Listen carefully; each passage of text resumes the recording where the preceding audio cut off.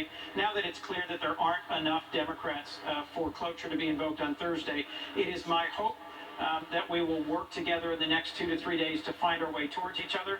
If that doesn't happen, there will be one more big step taken downwards in the spiral of our ability to work together here in the Senate. And as I've said before, I think that would be tragic. And so just to be precise, if you get that commitment that the next Supreme Court nominee, if there's another opening on the Supreme Court, will require 60 votes, you're going to step back and stop the filibuster this time. Is that right? I would be looking for an agreement from both parties that we won't change the rules, and that in recognition that Judge Garland should have gotten a vote, and that there should have been consultation on who was nominated this time, that on the next confirmation, there will be a binding commitment that we will be consulted, and that Democrats and Republicans will work together to make sure there is a confirmable nominee. We won't break the rules. We won't change the rules. We'll proceed as we should. You want that commitment because this could be a very, very historic moment for the United States Supreme Court. If the rules are changed now, you've heard the criticism, the Senate becomes sort of like the House of Representatives, where simple majorities rule, and that unique nature of the United States Senate goes away. You understand that, right? Well, to be clear, what you're now talking about is the legislative filibuster. The fact that to move any bill in the Senate also requires, at this point, cloture, which is a 60-vote motion. I am greatly concerned that we not let the change in the cloture standard for judges and justices bleed over into legislation. That really would mean that we would be nothing different from the House, that the Senate of the United States would lose what has made it special and what has forced compromise.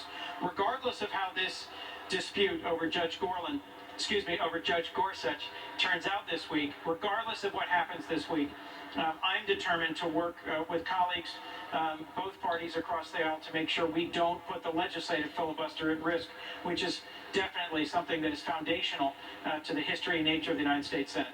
It certainly is. All right, Senator, thanks so much for joining us. Glad we got some clarification on where you stand.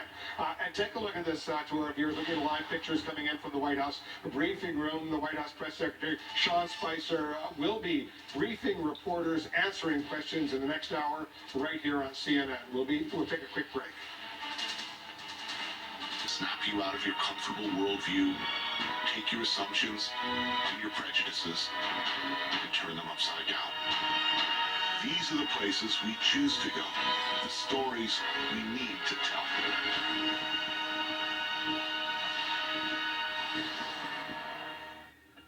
Your paycheck, your family depends on it, but if something happened to you, you need life insurance.